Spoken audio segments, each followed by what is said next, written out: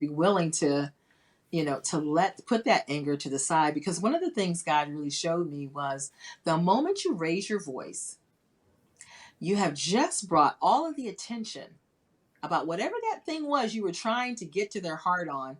You've just brought all the attention to you.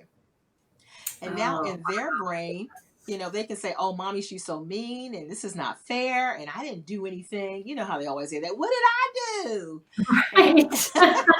Because all of a sudden the biggerish elephant in the room is what you did versus exactly. So them. they never have to deal with their own heart issues. They never have to go before the Lord and see when we move ourselves out of the way, then they have to do business with the Holy Spirit about whatever it was that we were Mhm. trying to work on. So I learned my So true. voice must stay low. My intention, the anger has to come out of it so that the focus stays on them and what their heart needs to grow in, what Oh, they need to ask forgiveness for. mm, yeah, love that. Uh, yeah, I can't even add to that. That is so good. And Amen. we don't think about it from that perspective though, because we're so in the moment. But I think if we do step back and look at every instance where we've allowed just whatever is brewing in us to take over, that's exactly what happens every time. And we're so deceived, we don't even see that Mhm. until we have somebody to speak truth into our life, like you. Yeah, I mean, I can remember one day when God really caught my attention, I was so angry at my 2 year older. She was Mm, just acting up and doing something. And I remember I picked her up and I kind of threw her into a chair, like a fluffy chair. But I mean, I mm, put my hands on her in anger. And immediately I heard the Lord say, you don't have the right to do that. mm. Ooh, that's She, convicting. she doesn't belong to you. Hmm. I need you to fix that right now. And I Yeah. had to go over to that little girl and get on my knees and say, would you please forgive mommy? Hmm. God just told me that I should not treat you like that. And I want to tell you today, I promise I will never do that again.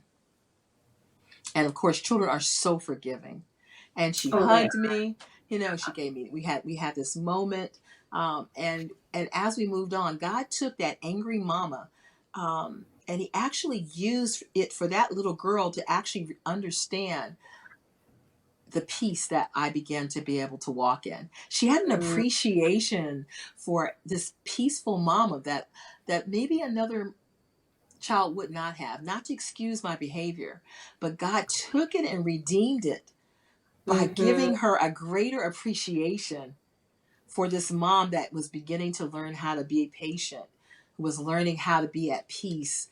Because really, anger is really about fear, feeling It out of is. control, Mm-hmm. It's you fear know? that they're not gonna do the right things eventually. That this is gonna be their habit, their behavior for the Yes, rest of their lives. I mean, we yes, over exaggerate it and think of it in that terms, and that's when you're right. It just yes. takes over. Or even fear within ourselves that I can't control this. Mm-hmm. And so I raise my voice or I do something strong because for me to feel okay, I got to bring Right. this back into order. It's not even about the child. Right. And it was like Exactly. when I did that, the Lord was saying to me, He's like, now wait a minute, she's 2. Who should be having the temper tantrum here, her or you? Exactly. I was like, whoa, that's a thought. It's like she should be having the temper tantrum, not you. Mm-hmm. Yeah. So we have to become, when you talk about unifying, one of the Mm-hmm. first things we have to become is unified with ourselves and God Yeah. before we can talk about becoming unified with someone else. We have to make Mm-hmm. peace with God about the stuff He's talking to us about because He's talking. Oh And yeah. if, and Yeah. for those who are listening right now, and you know exactly what He's saying, Mm. but we've been making Yeah. That thing that excuses. comes to mind first. Exactly, making excuses. Oh, oh, it's their fault if they didn't, blah, blah, blah. And the Holy Spirit just quietly just keeps talking to us about whatever Mm, that thing is because we're praying, oh God, please help my kids be obedient. Please help them, uh-huh. And he's saying, well, are you? Right. And how can you expect them to be something that you are not?